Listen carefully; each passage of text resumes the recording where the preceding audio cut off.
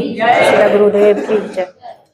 तो हम लोगों ने अभी तक देखा है कि परीक्षित महाराज को जैसे ही पता लगा कि उनको श्राप मिला है तो उन्होंने क्या किया, उसी समय अपना राजपाट अपने पुत्र के हाथों में सौंपा और फिर वो कहाँ गए, गंगा नदी के तट पर। किस लिए आए,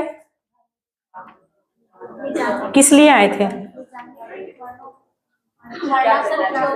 हाँ, आप देखेंगे इसका, आप 22 नंबर श्लोक में जाइए, उसका लास्ट लाइन देखिए, सुश्रूष मानस चरितानी विष्णु, के भगवान विष्णु के चरित्र को वो सुनना चाहते थे। और क्योंकि उनकी इच्छा भगवान के विषय में थी, और हमने देखा है जिस तरह से पांडु हमेशा से ही भगवान के शरणागत थे, उसी तरह से ही परीक्षित महाराज भी शुरू से ही, आप देखेंगे उनका नाम ही परीक्षित इसलिए पड़ा क्योंकि वो शुरू से ही भगवान को जानना चाहते थे। तो परीक्षित महाराज भी, क्योंकि उनको पता है, उनको पता लगा जैसे ही कि भगवान मुझे श्राप मिल गया है और अभी मेरे पास सिर्फ 7 दिन बाकी हैं, उनको पता लग गया था। तो अभी इसीलिए उनको पता है कि भौतिक जगत में अब रह के कुछ मिलने वाला है नहीं, तो ये जो 7 दिन है उनको सही जगह पर इन्वेस्ट किया जाए। और वो इन्वेस्टमेंट क्या थी, चरितानी विष्णु, भगवान विष्णु के चरितानों को शुश्रूषमान है, उनको सुनना। और क्योंकि उनकी इच्छा इतनी सुंदर थी, इसलिए पूरे जगत के बड़े बड़े ऋषि मुनि सब भक्त लोग वहां पे एकत्रित होना शुरू हो गए। ऐसा नहीं कि परीक्षित महाराज ने इनविटेशन लेटर भेजा था, नहीं, क्योंकि भगवान सबके हृदय में परमात्मा रूप में बैठे हैं और भगवान ने सबको मैसेज भेज दिया कि परीक्षित महाराज अब जो है ऐसी अवस्था में है कि अब भागवतम का प्राकट्य होने का समय है, तो आ जाइए सब लोग। तो एक एक करके सब ऋषि मुनि, बहुत लंबी लिस्ट हम लोगों ने पहले देखी, बड़े बड़े ऋषि लोग, व्यासदेव, इवन कुछ तो ऐसे थे, वो थे ना भगवान के अवतार परशुराम जी, वो भी वहां पर आए थे। तो इतने बड़े बड़े लोग आ गए, किस लिए, भगवान का प्राकट्य देखने के लिए, वाणी के रूप में, शब्दों के रूप में। तो इसीलिए अभी जब ये लोग इकट्ठा हुए तो अब परीक्षित महाराज को अब मन में हुआ कि अब ये इतने बड़े बड़े भक्त आ गए हैं, तो अब मतलब भगवान के बारे में सुनने को मिलेगा। उनको ये विश्वास हो गया, क्योंकि देखिए जैसे ही जिन लोगों को अपने घर में भक्त आने की वैल्यू का पता है ना, तो सपोज किसी ने घर में कोई कीर्तन रखा है, कथा रखी है, तो सुबह से तैयारी में लग रहे हैं, फिर धीरे धीरे करके भक्त आने शुरू हुए, मृदंग आई, करताल आई, गाने वाले आए, कीर्तनिया आए, कथाकार आए, तो अंदर में एक उत्साह होने लगता है कि अब भगवान का चर्चा होगा, अब भगवान का कीर्तन होगा, घर का कोना कोना पवित्र होगा। तो इसीलिए यही आभास अब इस टाइम पे परीक्षित महाराज को हो रहा था। तो इसीलिए अब वो पहले तो खूब अच्छा से बहुत खुश होकर सबका स्वागत करते हैं, और फिर अब जो हमारे जीवन का मुख्य कर्तव्य है वो क्या है, आत्म साक्षात्कार, जिज्ञासा करना, आत्मा के विषय में, भगवान के विषय में जिज्ञासा करना। तो वो क्वेश्चन वो पुट कर देते हैं इन ऋषि मुनियों के, क्योंकि बहुत बड़े बड़े ऋषि मुनि आए हैं, अलग अलग परंपराओं के ऋषि मुनि आए हैं। तो वो 2 क्वेश्चन जो है यहाँ पे रखते हैं। पहला कि प्रत्येक समय में एक मनुष्य का क्या कर्तव्य है, तो नॉर्मल टाइम में हम सबका कर्तव्य क्या है। और दूसरा वो क्वेश्चन पूछते हैं कि जो जिसको पता लग गया है कि अब मेरी मृत्यु आने वाली है, मरणासन जो व्यक्ति है, मरने वाला है जो, खासकर उसका क्या कर्तव्य है। तो हमारे लिए कौन सा इंपॉर्टेंट है दोनों में से, सेकंड वाला, हाँ पहला वाला, मरणासन व्यक्ति वाला, क्या बोले माता जी, सेकंड वाला इंपॉर्टेंट है। कौन बोलता है सेकंड वाला इंपॉर्टेंट है,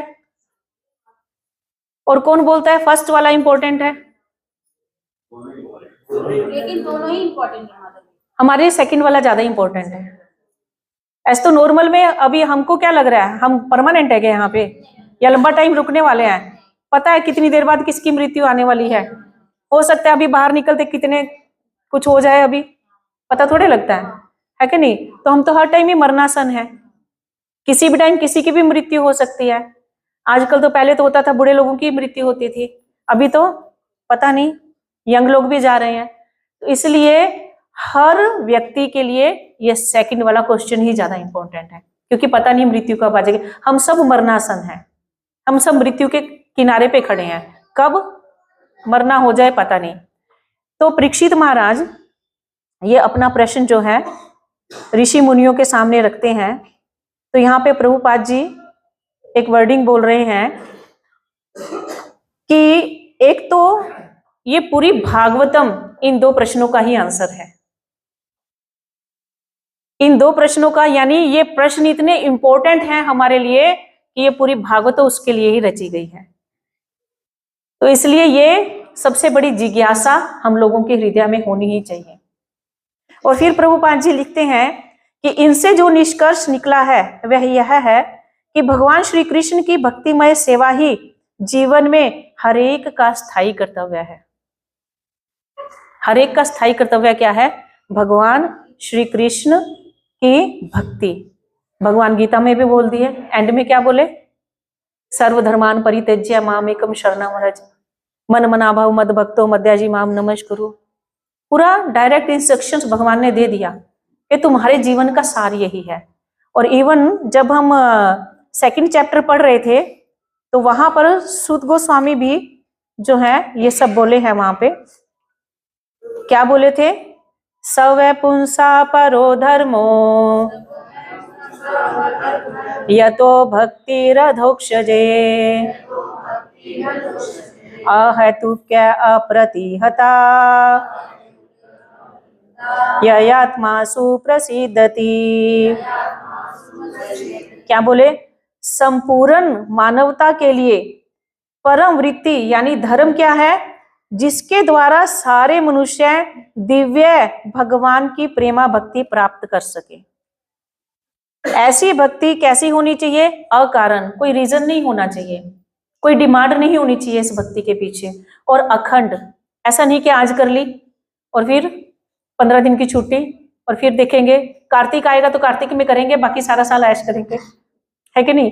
हमारी भक्ति ऐसी है, कार्तिक अच्छे से कर लेंगे और बाकी टाइम में थोड़ा आराम से रहेंगे। नहीं, भगवान बोलते हैं अहेतुकी होनी चाहिए और अप्रतिहता जो है वो होनी चाहिए। क्यों? इससे क्या होगा? जिससे आत्मा पूर्ण रूप से तुष्ट हो सके। हमारी आत्मा की तुष्टि का एक ही साधन है, वो क्या है? भगवान की भक्ति करना। इससे क्या होगा? भगवान श्री कृष्ण की भक्ति करने से मनुष्य तुरंत ही अहेतुकी ज्ञान तथा संसार से वैराग्य प्राप्त कर सकता है। क्योंकि जब तक हम इस संसार से वैराग्य नहीं लेंगे तब तक भगवान की प्राप्ति होने वाली नहीं है कि नहीं? जब तक यहाँ अटैचमेंट रहेगी तो वहां से डिटैच्ड रहेंगे, यहां से डिटैच होंगे तब वहां जाके अटैचमेंट मिलेगी।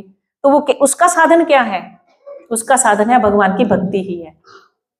भगवान की भक्ति में जब तक नहीं पड़ेंगे तब तक हमको ये डिटैचमेंट इस जगत से भी नहीं होने वाली है। देखिए, जितना हम शुद्धता से हरि नाम करते हैं, हरे कृष्णा कृष्णा कृष्णा हरे हरे, हरे राम राम राम हरे हरे। जो शुरू में लोग आए थे जिनको अब थोड़ा टाइम हो गया, पूरे शुद्ध में भी नहीं हुए हैं, लेकिन कहीं ना कहीं कुछ तो चेंजेस हैं, कुछ तो शुद्धता आ रही है। तो यानी भौतिक जगत से डिटैचमेंट ये हरि नाम से ही होगी। जितना शुद्धता से लेंगे उतना ये भगवान की भक्ति ही उसका एकमात्र साधन है। फिर आगे बोलते हैं कि अतः हे द्विज श्रेष्ठ, निष्कर्ष यह निकलता है कि वर्णाश्रम धर्म के अनुसार अपने कर्तव्यों को पूरा करने से जो परम सिद्धि प्राप्त हो सकती है वह क्या है? संसिद्धि हरितोषणम, भगवान को प्रसन्न करना। हमारे जीवन का एक ही लक्ष्य होना चाहिए कि हम भगवान की भक्ति करें और हमारे जीवन का एक ही प्रयास रहे कि भगवान कैसे प्रसन्न हो। जैसे गोपियों का एक ही हम दिन भर चिंता रहती थी, चिंता में बहुत रहती थी, लेकिन चिंता क्या होती थी? भगवान को कैसे प्रसन्न करना है, भगवान के लिए क्या करना, क्या ऐसा करें कि भगवान प्रसन्न हो जाए। इसीलिए फिर आगे बोलते हैं वासुदेव परा वेदा वासुदेव परा मखा वासुदेव परा योग वासुदेव परा क्रिया वासुदेव परम ज्ञानम, वासुदेव परम तपः, वासुदेव परो धर्मो, वासुदेव परागति। यानी हर चीज का अंतिम, बोलते हैं ना सारी नदियां जाके समुद्र में गिरती हैं, तो इस जगत की सारी समस्याओं का एक ही उपाय है, सब चीज का, वो क्या है? भगवान की भक्ति, वासुदेव। इसलिए बोले भगवान की भक्ति ये सबसे ज्यादा इंपॉर्टेंट है। ये जो क्वेश्चन परीक्षित महाराज ने पूछे, तो इसका एक ही आंसर है कि भगवान श्री कृष्ण की भक्ति जो है पूर्ण दृढ़ता के साथ की जाए। फिर आगे वो बोलते हैं, थोड़ा नीचे जाएंगे इसमें, दिव्य अनुभूति या आत्म साक्षात्कार के लिए विभिन्न व्यक्तियों ने अनेक विधियां बताई हैं। बोले ना, उन्होंने जो 2 क्वेश्चन पूछे, यानी ये क्या है हम लोगों को प्रभुपाद जी जब हम भक्ति को पढ़ना शुरू करते हैं, जानना शुरू करते हैं, तो जब हम भक्ति वृक्ष भी करते हैं, सबसे पहला चैप्टर किस पे आता है? आत्म साक्षात्कार। आत्मा का ज्ञान लेना ही सबसे पहला ज्ञान है और सबसे पहली सीढ़ी है। अब उस ज्ञान को लेने के बाद हमारे अंदर शुद्धता कितनी आती है, उसकी सीढ़ियां अलग अलग हैं, वो कोई एक नहीं है। अब कोई बोलने लग जाए, अभी जो नए जुड़े हैं या जो बहुत शुद्धता से सब एक ही लाइन में आगे भक्ति कर रहे हैं कि नहीं, सबकी सीढ़ियां अलग अलग हैं। ये हमको कहाँ से पता लगता है? जब चैतन्य महाप्रभु विद्यानगर में गोदावरी नदी के तट पर किससे मिले? राय रामानंद से। तो वो ये सीढ़ियां, ये शुद्धता की सीढ़ियां बताते हैं। सबसे पहले क्या बताते हैं? सबसे पहला क्या बताए थे वो? किसी को याद है क्या? चैतन्य महाप्रभु जब बोले कि मैं आपसे भक्ति के विषय में कुछ जानना चाहता हूं, तो बताइए जरा कैसे कैसे करके है। तो सबसे पहले बोले वर्णाश्रम धर्म का पालन करना उस अच्छी ढंग से। तो ये क्या है? उनको बोला, वो बोले ये शुद्ध भक्ति है। लेकिन चैतन्य महाप्रभु बोले ये भारी चीज है। इससे आगे, उससे अगला पॉइंट क्या देते हैं फिर? वर्णाश्रम धर्म से आगे महाराज कराए थे बहुत अच्छे से। अगला क्या है? स्टेप्स खाली एक एक वर्ड भी याद कर लेंगे हो जाएगा। अगला है कर्म फल को भगवान को अर्पित कर देना। हम जो भी कर्म कर रहे हैं उसको हम भगवान को अर्पित करते चलें, तो ये शुद्धता है। तो इसको चैतन्य महाप्रभु बोलते हैं, ठीक है, गीता में बोले ना भगवान, यत करोषि यद अश्नासी, जो भी करो, जो भी तप कर रहे हो, जो कुछ भी करे वो सब मुझे अर्पण कर दो, ठीक है ना। तो चैतन्य महाप्रभु ये भी भारी चीज है। इससे आगे की देखिए, भगवान यहाँ पे रामानंद के मुख से भगवान क्या निकलवा रहे हैं? शुद्धता की सीढ़ियां, जिनकी यहाँ पे बात हो रही है, प्रभुपाद जी जो बोल रहे हैं, वो सीढ़ियां यहाँ पे रामानंद गिना रहे हैं कि कैसे शुद्धता की सीढ़ियां हैं। तो क्या बोले? अपने कर्मों के फलों को किसको अर्पण करना? भगवान को। चैतन्य महाप्रभु क्या बोले? बाहर ही आइए, आगे बोलो। तो वो बोले हम जब वर्णाश्रम में रहकर जो हमारे नियत कर्म है, अगर हम उनको ही त्याग दें तो ये पूर्णता का सार है, पूर्णता का सार है। तो चैतन्य महाप्रभु बोलते ठीक है, आगे को, मतलब ये भी है ठीक है, लेकिन ये इसको पूर्णता नहीं कह सकते। फिर वो आगे बोलते हैं कि ज्ञान मिश्रित जो भक्ति होती है वो पूर्णता का सार है। ज्ञान होना और ज्ञान मिश्रित जो भक्ति होती है वो पूर्णता का सार है। तो चैतन्य महाप्रभु बोलते हैं कि ठीक है, आगे कहो। तो फिर वो आगे बोलते हैं पहले क्या बोले? ज्ञान मिश्रित। अभी अगला स्टेप क्या आ गया? ज्ञान हटा दो। ज्ञान रहित जो शुद्ध भक्ति है वो पूर्णता का सार है, दास्य रस। तो वो बोलते हैं भगवान को अपना स्वामी और अपने आप को दास मानना, दास्य भक्ति, ये पूर्णता का सार है। तो चैतन्य महाप्रभु बोलते ठीक है, एहो ही किछु आगे कहो आर। तो फिर इससे ऊपर का स्टेप क्या हुआ? फिर अगला दास्य से अगला क्या है? साख्य। तो मेरे ख्याल से याद हो जाएगा आज। तो वो बोलते हैं साख्य भक्ति जो है वो पूर्णता का सार है, क्योंकि भगवान कितना सुंदर से अपने भक्त वृंदावन में खेलते हैं ना, वो इतना मतलब उनके जो सख्य भाव में होते हैं, जो इतना उनको लिबर्टी मिल जाता है, कोई भगवान में और उनके सखाओं में कोई अंतर नहीं। वो जब उनकी टर्न आती है तो बोलेंगे कृष्ण अब तुम घोड़ा बन, तेरा टर्न है, अब तुमको बनना पड़ेगा। अगर वो हारेंगे, अगर बॉल कहीं दूर गिर गई या पानी में गिर गई तो हम नहीं निकालेंगे, तुम गिराया तो तुम ही जाके लेके आ। वहां पे कोई ऐसा आप वाला कोई भाव नहीं है, वहां पे तुम और हम, ये भाव। तो ये बहुत श्रेष्ठ भाव है। तो इसलिए रामानंद प्रभु बोलते हैं, राय रामानंद, कि ये बहुत श्रेष्ठ है, ये शुद्धता का अगला स्तर है। तो चैतन्य महाप्रभु बोलते हैं एहो उत्तम, ये उत्तम है, किंतु आगे कहो यार, इससे अगला आगे भी तो होगा कुछ, उसको कहो। तो उससे आगे क्या आ गया? वात्सल्य रस। पहले क्या था? साख्या, फिर उसके बाद पहले दास्य था, फिर उसके बाद साख्या, फिर उसके बाद वात्सल्य। तो वात्सल्य में कौन आ जाते हैं? वात्सल्य में नंद बाबा, यशोदा मैया। बोलते जो सुख ब्रह्मा जी को, लक्ष्मी जी को प्राप्त नहीं होता, वो भगवान के माँ बाप बन के नंद बाबा, यशोदा मैया इनको प्राप्त हुआ। कितनी अच्छी स्टेज है ये, भक्ति का स्तर है ना ये भी, तो ये कितना हाई स्तर है। तो चैतन्य महाप्रभु बोलते हैं ये भी उत्तम है, लेकिन आगे कहो आर। तो फिर उससे ऊपर क्या है? माधुर्य रस। माधुर्य रस जो गोपियों का था, हमेशा भगवान का चिंतन। हम लोगों को मतलब एफर्ट करने पड़ते हैं कि किसी तरह भगवान का नाम दिमाग में रहे, आए, चिंतन हो भगवान का, है कि नहीं? मुंह से हरे कृष्णा निकले, हरे कृष्णा कृष्णा कृष्णा हरे हरे, हरे राम राम राम हरे हरे। लेकिन गोपियों को ऐसा एफर्ट नहीं करना पड़ता, वो उल्टा गाली निकालती हैं, सारे काम बिगड़ते रहते हैं। कभी रोटी जलती है, कभी बच्चे को पापा के कपड़े पहना देती हूँ, अरे ये कृष्ण कभी निकलता ही नहीं दिमाग से, ये निकले तब तो हम कुछ काम सीधे कर पाए। ये गोपियों का स्तर। और इसलिए भगवान भी उनको कितना उत्तम स्थान देते हैं कि उनको, उनके साथ रासलीला करते हैं, उनके साथ कितने खेल खेलते हैं। वो बोलेंगी मक्खन देंगे तेरे को इतना सा, लेकिन तू नाच के दिखा पहले। तो क्या करते हैं? उसके लिए नाचने लग जाते हैं। ये गोपियों का स्तर है, सख्या, कौन सा? माधुर्य भाव।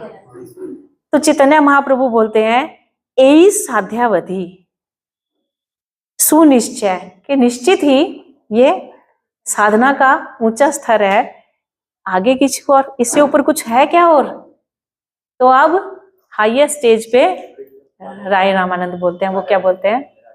श्रीमती राधा रानी को याद करते हैं। तो वो बोलते गोपियों में भी सबसे उत्तम स्तर किसका है? राधा रानी का, उससे ऊपर और कोई नहीं है। क्योंकि जब रासलीला में थे, इतना भगवान को उनके प्रति मतलब प्रेम था कि गोपियों को छोड़ के ही भगवान क्या किए? राधा रानी के साथ चले गए थे। तो ये, और उससे भी ज्यादा राधा रानी का भाव हर समय क्या है? भगवान को प्रसन्न करना, भगवान की सेवा करना। उनका नाम ही राधा इसलिए पड़ा क्योंकि जैसे ही प्रकट हुई तो वो उसी समय उनका भाव आया कि भगवान के लिए कुछ सामने फूल है तो मैं उनकी सेवा में लगा दूं, इसलिए वो धाई, इसलिए उनका नाम क्या पड़ गया? राधा। तो इस तरह करके भक्ति के बहुत स्तर हैं। ये हमको देखना होगा कि हम कहां तक पहुंचे और कहां तक हमको जाना है। और ये कैसे होगा? वैष्णवों की कृपा से, भक्तों की कृपा से। और वो परीक्षित महाराज को अभी फुल फ्लैज मिल गया है। तो अब जब परीक्षित महाराज ने 2 क्वेश्चन पूछे, पहला क्या था? हर परिस्थिति में या सब समय में हम जीवों का क्या कर्तव्य है, और दूसरा जो व्यक्ति मरणासन है उसके लिए विशेष क्या कर्तव्य है। तो जैसा मैंने बताया, जो वहां ऋषि मुनि आए थे सब अलग अलग धारा के थे। तो अब वो लोग जो हैं अपना अपना व्यू देना शुरू कर देते हैं। कोई बोल रहा है कि परीक्षित महाराज को ना इस टाइम पे दान करना चाहिए, क्योंकि दान करने से कल्याण होता है, तो बड़े बड़े दान देने चाहिए। फिर कोई बोल रहा है नहीं नहीं, यज्ञ करना चाहिए, यज्ञ। क्योंकि यज्ञ से भगवान प्रसन्न होते हैं। फिर कोई बोले नहीं तीर्थाटन करो, तीर्थों पे जाओ, तीर्थ करने से जो है अच्छा फल मिलेगा। फिर कोई बोल रहा है नहीं नहीं चिंतन करो, बैठ के चिंतन, भगवान का चिंतन करो। फिर कोई बोल रहा है नहीं नहीं अष्टांग योग में बैठ जाओ। फिर कोई नितप करो। तो इस तरह करके वहां पे खुसुर फुसुर शुरू हो गई, क्योंकि कोई एक मत नहीं था। तो उसी समय जब ये सब खुसुर फुसुर सब ऋषि मुनियों के बीच चल रही थी, तो वहां पे कुछ घटना घटी। क्या हुआ? तत्राभवत् भगवान व्यास पुत्रो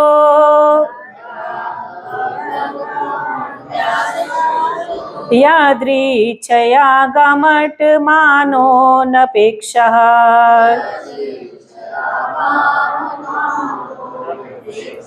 अलक्ष्यलिंगो निजलाभ तुष्टो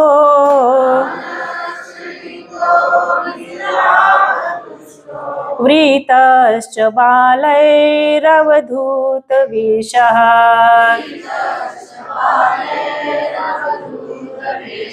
कोई इसका मीनिंग पढ़ दीजिए। हरे कृष्णा। उसी समय श्रील व्यासदेव के शक्ति संपन्न पुत्र वहां प्रकट हुए, जो संपूर्ण पृथ्वी पर उदासीन तथा आत्मतुष्ट होकर विचरण करते रहते थे। उनमें किसी सामाजिक व्यवस्था या जीवन स्तर, वर्णाश्रम धर्म का कोई लक्षण प्रकट नहीं होता था। वे स्त्रियों तथा बच्चों से घिरे थे और इस प्रकार का वेश धारण किए थे मानो दूसरों ने उन्हें अपेक्षित किया। हरे कृष्णा। तो उसी समय कौन आ गए? शिला सुखदेव गोस्वामी। शिला सुखदेव गोस्वामी की। तो अभी हमारे बीच सुखदेव गोस्वामी जो हैं प्रकट हो चुके हैं। कितने दिन हो गए हमको ये भागवतम शुरू हुए? साल हो गए। कितने साल हो गए? 2 साल मेरे ख्याल से हो गए हैं। तो अब जाके सुखदेव गोस्वामी जो है भागवतम में प्रकट हो रहे हैं। तो वहां पे इनका डिस्क्रिप्शन कैसे दिया जा रहा है, इनकी पहचान कैसे दी जा रही है? क्या बोल रहे हैं सूत गोस्वामी कि जब ऋषियों मुनियों में इस तरह से खुसफुस चल रहा था, वो किसी एक डिसीजन पर नहीं आ पा रहे थे, तो उसी समय वहां पर कौन आए? व्यास देव के शक्ति संपन्न पुत्र शिला सुखदेव गोस्वामी आए। उनका व्यवहार कैसा था? बोलते पूरी पृथ्वी पे वो उदासीन की भांति घूमते थे। उदासीन का मतलब क्या हुआ? मतलब उनको किसी से कोई लेना देना नहीं। और इसका सीन हम लोग पहले ही देख चुके हैं। जैसे ही वो माता के गर्भ से प्रकट हुए थे, तो पिता आवाजें लगा रहे हैं, हे पुत्र रुको रुको, लेकिन कोई उन्होंने आंसर नहीं दिया। और पैदा होते ही उन्होंने कोई ध्यान नहीं दिया कि उनके शरीर पे कोई वस्त्र है कि नहीं, क्योंकि उनको शरीर का उनसे कोई शरीर से कोई मोह ही नहीं था, वो शरीर के स्तर पे थे ही नहीं।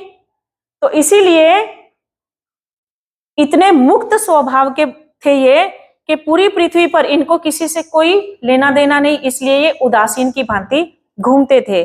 और कैसे थे? आत्मतुष्ट, अपनी आत्मा में ही संतुष्ट थे। इसलिए तो लेना देना नहीं था, क्योंकि वो अपने आप में पूर्ण तुष्ट थे।